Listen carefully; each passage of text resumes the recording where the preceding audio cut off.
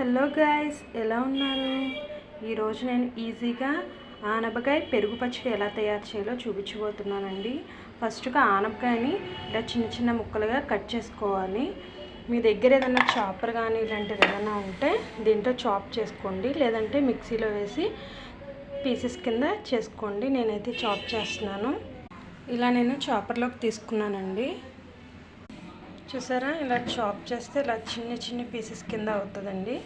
ఇలా మొత్తం మీ ఆనపకాయ ముక్కలన్నీ కూడా మీరు ఎన్ని తీసుకుంటారని ఇలా చాప్ చేసుకోవాలి. చూసారు కదా, ఇలా మొత్తం చాప్ చేశాను అనమాట. ఇలా చిన్న చిన్న పీసెస్ కింద అయిపోతాయి. పొయ్యి మీద ఇప్పుడు ఒక చిన్న గిన్నె పెట్టుకోండి.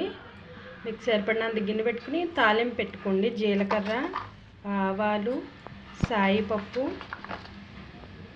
అలాగే 2 ఎండుమిరపకాయ ముక్కలు కూడా వేసుకొని తాలింపు పెట్టుకోండి. ఇందులో కొంచెం ఇంగువ